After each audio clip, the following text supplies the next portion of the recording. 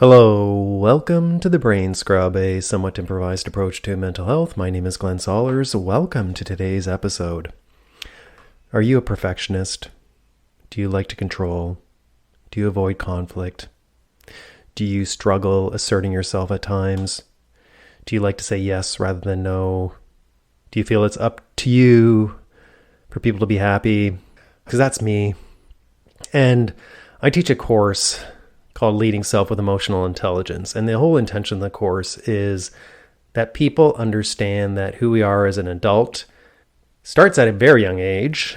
In fact, some people say even when we're in the womb, we'll start to formulate who we are and how we live in this world. And that's important to know because we start forming emotions at a young age. And there's 6 core emotions. There's sadness, disgust, fear, anger, joy, and excitement.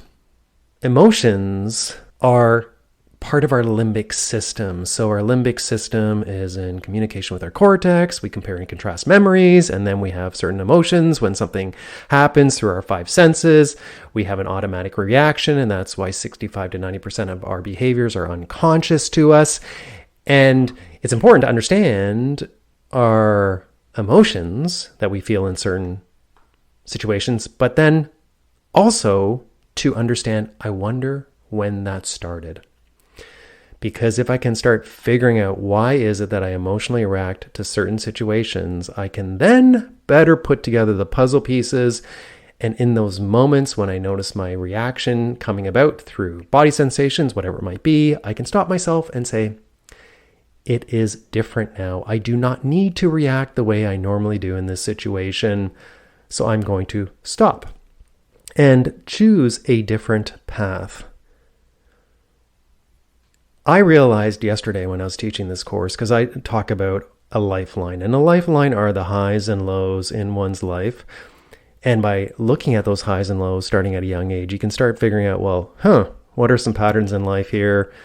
How do they impact my values? How do they impact my behaviors? How do they impact how I see the world?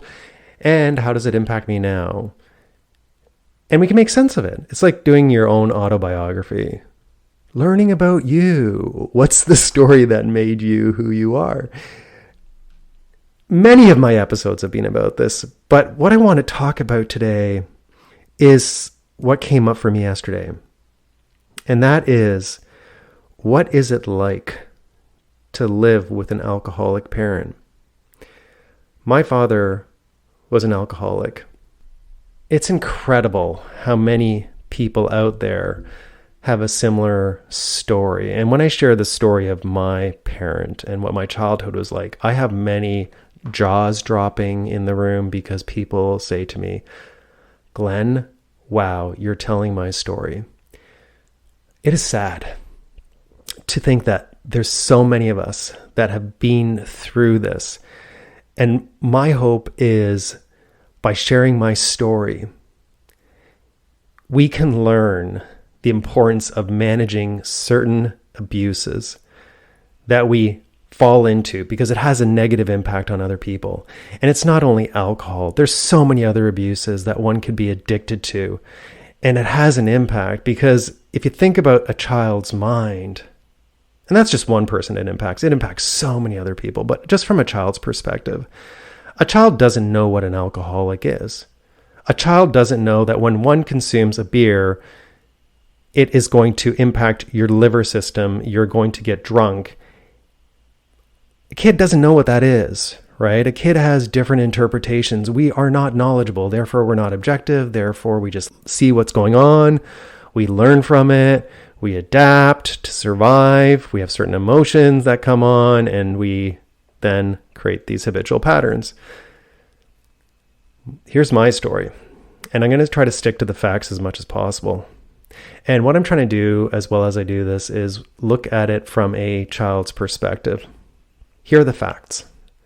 We lived on a remote property. We had 50 acres of land in Newmarket, Ontario, just east of a town called Newmarket. And we didn't have any neighbors. My father had a job. He was self-employed, and we also had a hobby farm. My mother was the caregiver took care of us, took care of the farm. And when I say us, that's my brother and I, plus our pets and our animals and everything else we had. My father would come home, generally it was around 3 o'clock, sometimes it was later, and lay on the couch, resting from work. Sometimes he would come home at 5 or 5:30. He would expect dinner to be ready. And we also had very strict rules around watching TV. So we had to hide a lot of things that my mother allowed us to do. My father has passed away, and he's not going to ever listen to this episode. However, who knows? Maybe there's an afterlife, and you'll hear it, and it's okay. Because he did what he did. I am sure he had many issues that he was working through. He resorted to alcohol, and I think back in those days, there wasn't the support system that there is today. In fact, I know there wasn't, because I had anxiety when I was a kid, and I never had any support. Nobody ever even talked about it. Nobody said, okay, well, Glenn, why do you feel sick all the time? Why do you think you have a certain disease? Nobody ever said that. They just said, you're fine. You're fine. You know, you don't have cancer. You're fine. Okay, well, if a 7-year-old comes to you and says, I am sick, I am this and that, now they're going to have a different set of questions. But back then they didn't. So people weren't as inclined to share what was going on. Mental health was not a thing back then. Mental health was generally related to people who had a mental disability. And that was it. Nothing around anxieties or stress. Back then there wasn't that kind of talk. So what do? You resort to any means necessary to numb whatever pain you're feeling inside. My dad would start drinking at times, and he wasn't drunk every night. We had good nights, but we had bad nights. The point is that I didn't know what was going to happen. I grew up in a home where I had no idea what the future will hold. If you're a child, they always say you need some routine. You need to feel safe. You need to feel loved. You need to feel secure. I did not have that. There were times where I had it, but a lot of times I didn't know. And that is the challenge, I believe, is that in these situations as a child, you don't know the future. And it creates a sense of anxiety, because anxiety is caused generally by a lack of control, a lack of say in the matter of things, and a lack of predictability. And that's exactly what I had. There were times where I would wake up after I went to bed and I could hear my parents yelling at each other, dishes smashing on the floor. And I had a lot of fear. I was scared. And sometimes my mom would come into my room to make sure I was okay. But then my dad would come barreling in, aggressive, verbally violent. I didn't know what was going on with him.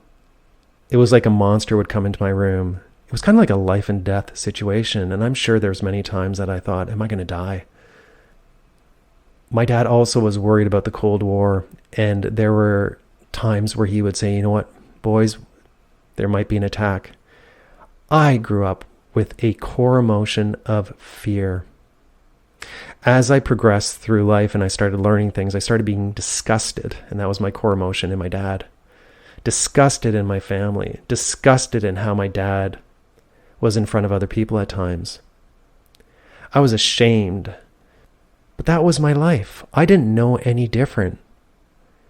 As adults, we can compare and contrast and say, okay, well, I wonder what other people's lives are like now, and have that realization. But that's how I grew up. So again, if I go back to a child's mind, drunk father, unpredictability, scared. There's times we had to leave the home. My mom would pick us up and say, we have to go to my aunt's house, and we'd head over there to escape my home, to escape the place where one should feel safe. I can appreciate the fact that many of you have probably gone through much worse situations. Maybe your father left when you were young. Maybe there was abuse on you. Maybe there was a death. I don't know. But for me, this is my story. That's what really came to me yesterday is, yeah, I became resilient. I have all these gifts that I've gained from this experience. I like to support people. I want to help people out. But I didn't see two parents that loved each other. My mother was trying to like us. She was trying to love us. But my dad was so controlling that when she tried to express love, he would step in and there'd be rules and boundaries to follow. And yeah, you need rules and boundaries in your family. But I always struggled to be liked. I spent a lot of time alone. I became very independent. But I grew up with a fear of other people. I was nervous around other people. And I spent a tremendous amount of time without that support that I needed. My brother seemed to be my only support system, but his support methodology was go to the room and read a book. Now that has its consequences as well, and I'm not going to get into that. But for me, I ended up crying a lot. I had emotional breakdowns, but I have a lot of fear. And that fear is grounded in me. This drunk parent, things getting thrown around, violence, seeing my mother being strangled once. Through a child's mind, it's like I was living in a war. And I felt very, very afraid. Trying to find love, trying to find some peace, trying to feel safe, trying to feel secure. And then I consider my highs and lows in life, and I struggled with that my entire life. When I'm facilitating a workshop, I notice that I try to get people to like me because I had to do that throughout my entire life. But I'm a likable person. You throw in the mix the fact that my son doesn't want to be in my life anymore, but my ex went through very unique challenges as a child as well. So she grew up without a father. So she doesn't perhaps see the value in having a father around, or I better protect my kid because she was never protected. So now she's being overprotective, but I can't protect my kid because I don't have a kid in my life.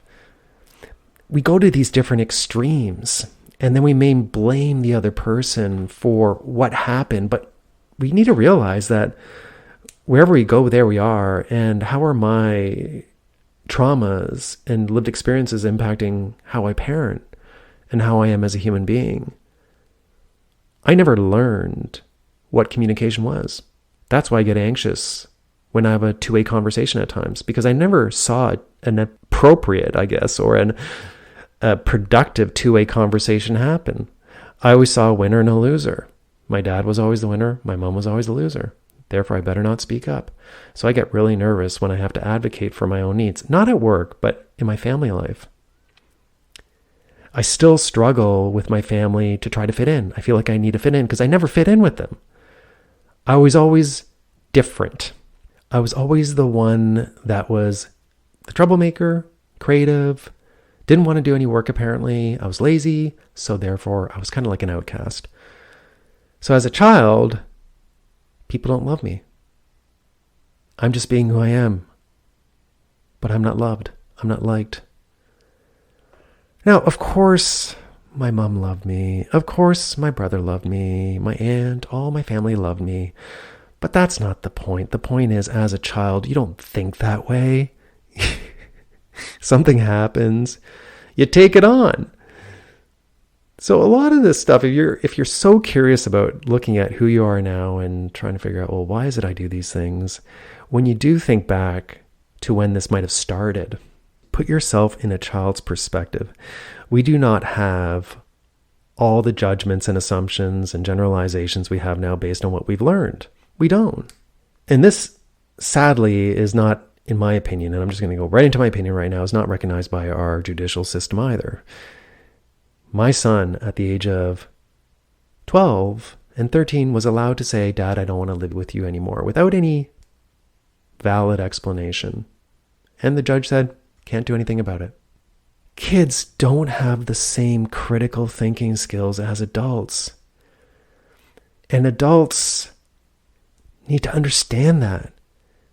Need to think, well, what's going on? What's really happening here? Glenn, your stomach is hurting. Well, what's going on? What's causing that? Is there abuse in your home? Is a parent being overprotective? Are you being a caregiver for your parent? Like, what's happening in the family unit? We can easily look at children and describe them and label them as disruptors in the world, or you have ADHD, or you have this and you have that, and diagnose them and feed them pills. And yeah, that's needed sometimes. However, look at the family. What's going on there?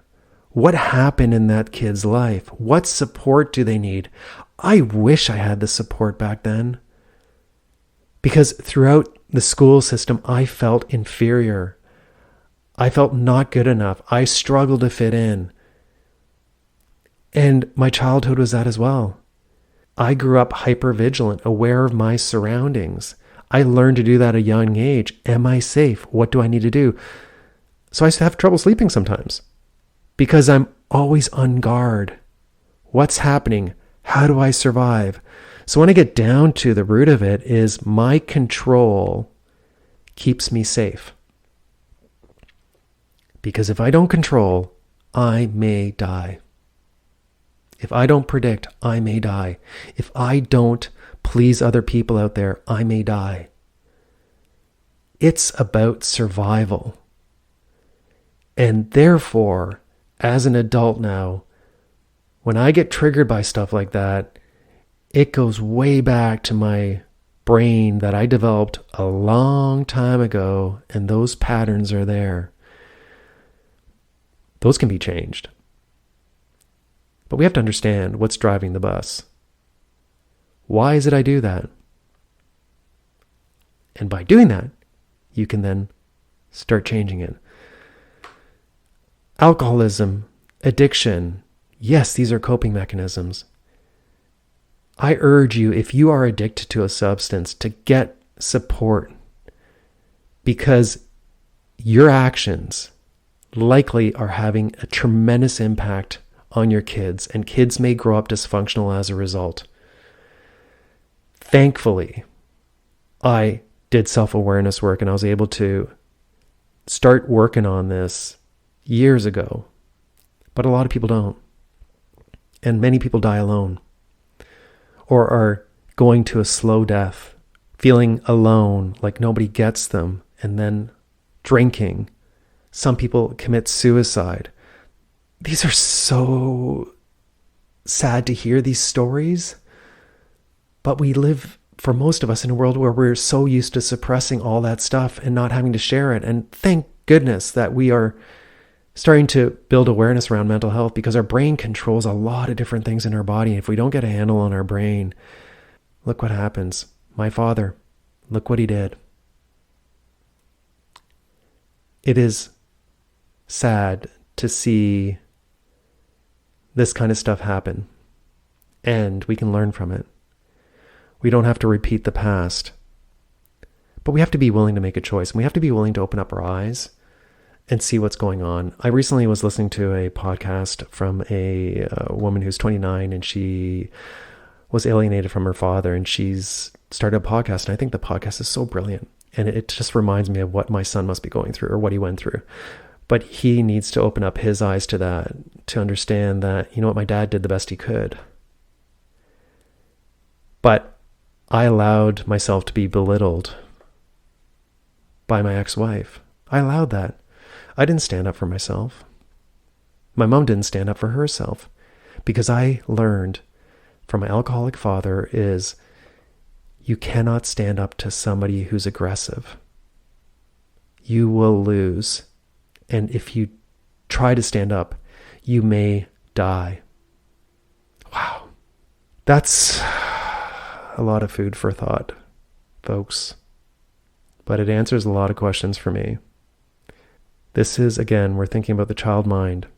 We can be rational as adults, but know that these insecurities, that these anxieties may be rooted in your need to survive and what you had to do to survive. Therefore, your emotions that show up now are there because they're intended to keep you alive, help you survive in this world. And they may actually be having the opposite effect. Get a handle on those.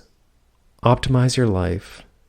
Realize that some of your patterns right now that you feel are just not working are there, again, to keep you around. But you need to get in touch with those, in my opinion, to have some freedom of expression, to let in the love, to let in the peace, to be assertive, to deal with conflict, to slowly wash away anything that might be an anxiety that's attached to you, a shield that you put up, some sort of protection mechanism. Thanks for listening.